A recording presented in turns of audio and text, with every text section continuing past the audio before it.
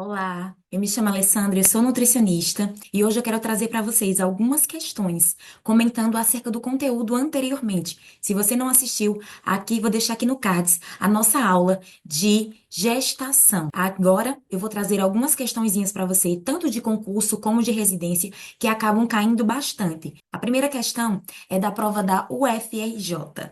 Diz assim: a lactação é encontrada por hormônios, principalmente de origem hipofisária e sua produção sob influência de estímulos externos e emoções maternas. Sobre os hormônios da lactação, pode-se afirmar que. Então, ele vai falar aqui que a lactação, para que ocorra a produção do leite, é necessária a atuação de alguns hormônios. E dentro desses hormônios, nós temos a prolactina e nós temos a ocitocinas. Mas o que de fato, qual é a função de cada um desses hormônios? Alternativa um, ele diz: a prolactina atua nas células alveolares, fazendo com que produzam o leite, especialmente o carboidrato. Segunda alternativa diz: os níveis de prolactina mantêm o ritmo circadiano durante a lactação, com níveis elevados durante o dia. E a última alternativa, que é a 3, diz: a ocitocina atua nas células mioepiteliais que circulam as células alveolares, contraindo-as, fazendo com que o leite seja ejetado para dentro dos ductos lactíferos. E ele quer saber a alternativa correta. E a primeira alternativa está incorreta, porque a prolactina ela vai ter por atuação apenas de produzir o leite, como a alternativa trouxe aqui. Mas a sua atuação não acontece nas células alveolares. E é por isso que a alternativa está incorreta. Além disso, ele diz que produz leite, especialmente o carboidrato. E nós sabemos que o leite é rico em proteína e não em carboidratos. Por isso, essa alternativa está incorreta. A segunda alternativa, ela está errada. Por que que ela está errada? Os níveis de prolactina, ele mantém sim um ritmo circadiano durante a lactação e que é importante para a produção de melatonina, para a melhora do sono dessa mulher. Entretanto, eles não são elevados durante o dia. Esse foi o erro da alternativa. Essa prolactina, ela mantém o ritmo circadiano principalmente à noite, para que esse ciclo circadiano, para que essa questão do sono aconteça de forma regular e equilibrada. A terceira alternativa correta. E é a letra E é a nossa alternativa verdadeira, porque ele vai trazer que a ocitocina atua nas células mioepiteliais e que circulam as células alveolares, contraindo-as, fazendo com que o leite seja ejetado. E aqui eu já quero trazer um macete para vocês, que o hormônio ocitocina, ele é responsável por ejetar o leite, ou seja, expulsar, expelir aquele leite para fora. E é preciso se atentar que a ocitocina acaba sendo interrompida quando essa mãe acaba passando por alguns estressores, tanto psicológico como externo. Além disso, também a prolactina, que é também um outro hormônio que é importante, que é fundamental para a questão da produção do leite, é que a prolactina produz o leite, certo? Então, você lembra, prolactina P produz, certo? Próxima questão é a questão número 2 da IBAD. É uma questão de concurso, que diz assim: em relação aos processos metabólicos e nutricionais da gestação, é correto afirmar que, letra A, as gestantes apresentam paladar mais sensível ao sal. Isso pode resultar em uma redução da ingestão de alimentos salgados e sal adicionado, podendo resultar em uma hiponatremia. Letra B. É um período de catabolismo intenso, devido ao crescimento e manutenção do feto e da placenta e à formação dos novos tecidos. Letra C. Há maior uso periférico da glicose e diminuição da resistência insulínica. Letra D. A lipólise está aumentada nesse período, favorecendo o risco de dislipidemias. E letra E, durante a gestação, suplementar-se compulsoriamente a vitamina C para evitar complicações como pré-eclâmpsia, anemia, baixo peso do bebê. E aí, qual é a alternativa correta? Pause o vídeo e responda. Respondido? Bora lá. Letra A está incorreta. Olha só a pegadinha da questão. Ele trouxe: as gestantes apresentam um paladar mais sensível ao sal. Isso pode resultar em uma redução na ingestão de alimentos salgados e sal adicionado. Como é que essa gestante acaba sendo mais sensível ao sal e ela acaba tendo essa redução? E também, ao mesmo tempo, ela acaba adicionando. Ficou meio contraditório. Mas eu preciso dizer aqui para você que sim, a gestante acaba tendo sim uma sensibilidade maior ao sal Entretanto, não ocorre uma redução, ocorre um aumento, ou seja, essa gestante acaba adicionando dentro dos alimentos esse sal, o que pode levar a uma hipernatremia e não uma hiponatremia. Letra B também está incorreta, porque ele diz que a gestação é um período de catabolismo intenso. E não está tendo um catabolismo intenso, está tendo um anabolismo intenso, ou seja, uma construção e não uma quebra, certo? Letra C também está incorreta, porque ele diz há um maior uso periférico de glicose e diminuição da resistência insulínica. E a gente sabe que ocorre o inverso. É lógico que acaba tendo sim um maior uso periférico de glicose e com isso acaba tendo sim uma resistência à insulina, ou seja, um aumento da resistência à insulina. É por isso que gestantes precisam ter um cuidado, principalmente na segunda parte, na segunda metade da gestação, porque elas acabam tendo um risco maior de desenvolver diabetes mellitus gestacional. Certo? Letra D é a nossa alternativa correta, porque ele diz a lipólise está aumentada nessa fase e favorece os riscos de dislipidemia. E aí é necessário a gente se atentar, que a gente até falou desse hormôniozinho aqui na aula passada, que é o lactogênio placentário. Esse lactogênio placentário, ele acaba sendo gatilho para algumas patologias nessas gestantes, principalmente resistência à insulina e também o risco de dislipidemia, porque ele favorece o quê? Uma lipólise, ou seja, um aumento da quebra dessa gordura nessa fase, que também é muito importante para a gestante. Tá certo? E a letra E não poderia ser a correta, porque ele traz aqui que a gestação precisa se suplementar compulsoriamente a vitamina C. Isso daí até que tá correto.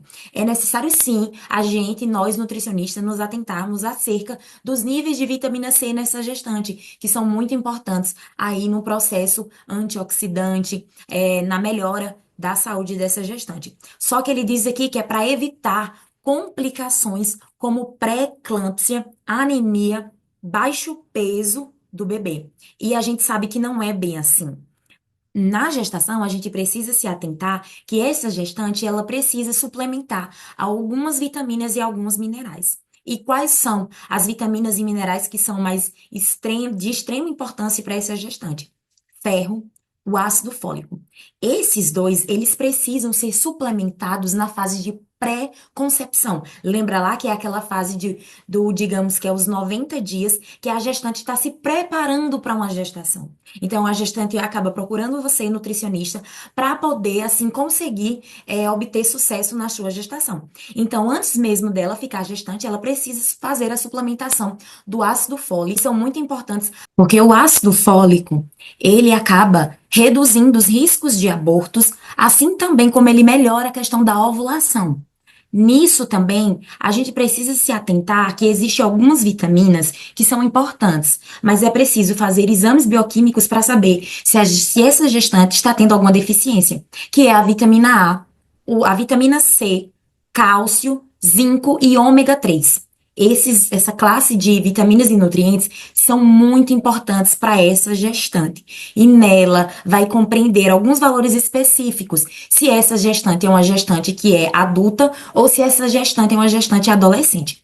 Aqui na questão, ele está trazendo que essa gestante precisa suplementar compulsoriamente a vitamina C. Como eu disse, está correto. Se essa gestante está tendo alguma deficiência, se essa gestante está tendo facilidade de ter algum problema imunológico, gripes, resfriados, é importante ela fazer essa suplementação da vitamina C. Entretanto, a vitamina C, ela não vai evitar complicações como a pré-eclâmpsia. A gente sabe que a pré-eclâmpsia, nela, é preciso ter a suplementação do cálcio. E o mês passado, né, foi criado aí, foi desenvolvido um material específico falando acerca tanto da pré-eclâmpsia como o desenvolvimento, né, da eclâmpsia de fato.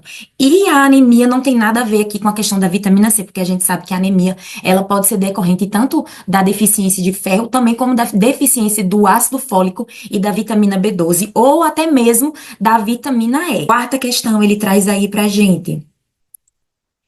Sobre os fatores de riscos na gestante. Primeiro, a idade, paridade, peso, altura, tabagismo, álcool, complicações como anemia, desnutrição, obesidade, hipertensão e suas complicações diabéticas, cardiopatas, dentre outras menos comuns, são considerados fatores de risco para essa gestante?